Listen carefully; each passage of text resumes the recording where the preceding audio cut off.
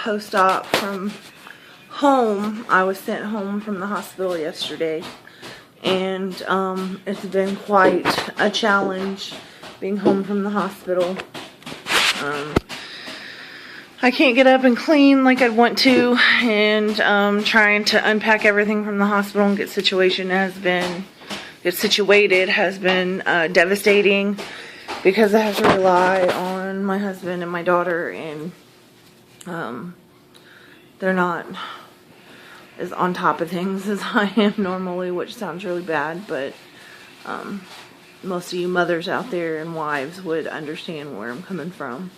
So there's a lot that you have to sacrifice when you're down like this, and I'm just glad that everything's hooked up, back in its place. Things are, you know, there's still a lot to do yet. Like, my bed needs to be turned to another side because there's a huge dip that my back is laying in, and it's very painful. I had a rough night's sleep, and I went several hours without pain medicine when I finally got relaxed this morning. So early this morning I went past my usual to stay on top of the pain, and so that made it difficult waking up. I was real groggy waking up because of all the medicines that I take for the muscle spasms and all the nerve pain that I'm having. But on the bright side, it's getting better in my feet, and I did wake up with a little less swelling. I had called the doctor's on-call nurse last night to find out what she recommended that I do for my right foot that continues to swell. I have had significant swelling before all of this, so swelling isn't a new thing for me. And the nurse had mentioned possibly me being put back on a water pill, which I was on a water pill before for it, and my family doctor took me off. So I went ahead and I took one that I had taken before and I knew was safe. But I'm getting ready to call my family doctor and tell him what's going on and see, you know, if he's okay with that. Last night I didn't really care whether or not he was okay with it because I'm the one suffering. Other than that, I'm going to be honest, I had some bowel issues. I hadn't been, I'm 4 days post-op, and I hadn't had an actual bowel movement since surgery, and that was very difficult for me.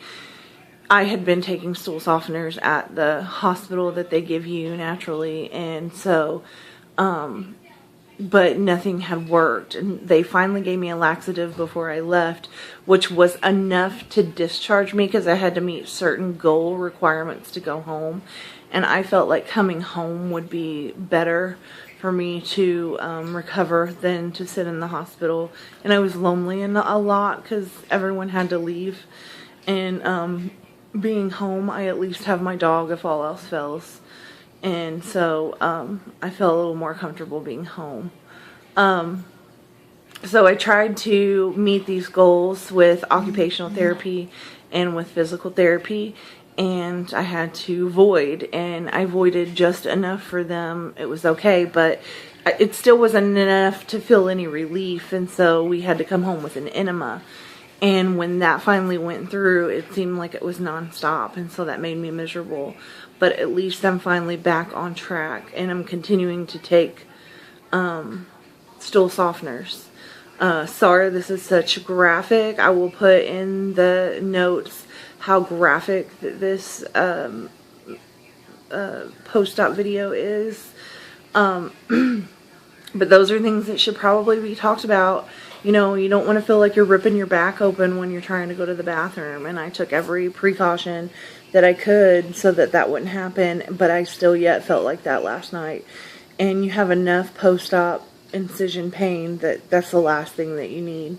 So, I mean, I'll be honest that I'm struggling as far as pain.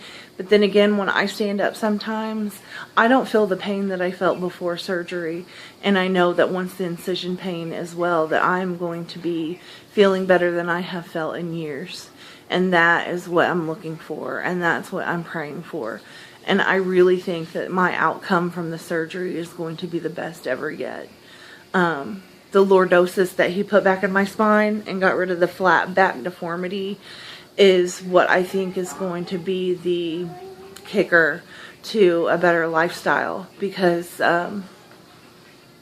it's going to give me, for one, with the laminectomy, it's going to get rid of that stenosis, and it's going to give me a better freedom back there. And that's where I'm not feeling such a sharp pain whenever I stand. I feel like I stand with more ease, and I'm just really excited that it's all over and done with, and we're on our way to recovery, and that soon I will be in a position where I don't feel so much discomfort and pain, and you know, it will be something that I know I'll never regret, and that's what's important here. And my last surgery, I wanted to make video blogs so that I could show other people that were getting ready to have the surgery the positive side of it, and there are a lot of positive sides of it, but naturally with any surgery you're going to have some type of a complication, because that's just surgery for you. But I have to say that my experience this time is so much better than last time. Sorry that I felt that I needed to blame it on anesthesiology, but I kind of proved my point. I trusted my surgeon. I still do. And he's a great surgeon, and he's been doing this 40 years and knows what he's doing. He's had many of successes, and I have so many friends that went to see him for the same thing, and they are up working and walking around and working out, and they're doing fine. So that's what I wanted. I wanted the best surgeon that I could get, and there, you know, it was hard for me to accept in my mind that my surgeon was the one that caused me to almost die, when that's never the case. Not even the anesthesiologist did that. You know, it was just, I had a bad run, and knowing that and having this surgery and how good it's really went, how smooth it's been, having something to compare it to, I would say this has been way smoother. But to expect there not to be any pain is kind of not realistic, not logical. It hurts, but things are getting better, and day by day I'm getting better. And once we get the swelling down in my foot and I can start getting that feeling back in my toes, which every day I'm starting to get more feeling. My ankle's pretty swollen. I'll give you a little shot of that. I got compression socks on, which is what the nurse had suggested. But see, both ankles are pretty swollen there, and my toes are swollen. And a lot of that is from laying on my stomach for 5 hours, you know, and I swell up anyway. I just get swollen. So that's going to eventually go down, and things are going to be okay. There's no doubt about it. It has to go that way. So looking forward to those days to come, and just going to keep pressing on and doing the best I can. My husband's about to clean me up. I'm going to get an actual hair wash today, where my hair gets wet, then shampooed and rinsed out, then conditioned and rinsed out with actual water, and not like a rag with water in it. So I am very excited. Today is Friday, and I had my surgery on Monday, and Monday morning I took a shower and washed my hair. So that is how long it's been since I've had my hair washed. And it feels really gross. My whole body feels gross. You know, I'm ready to wash my body down with water, put soap on it, rinse that off. I just can't take an actual shower. So I'm going to get in the tub, take a sponge bath, and hope for the best that I'm going to feel better. So that's the goal today. And then do some walking.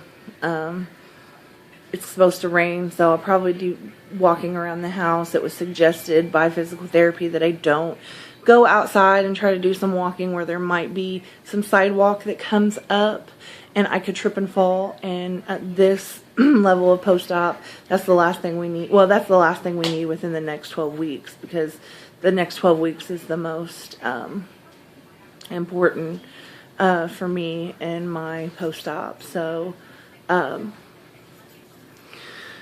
listening to the doctors, doing what I'm told, doing the best I can to recover, and resting and getting well. That is my post-op plan.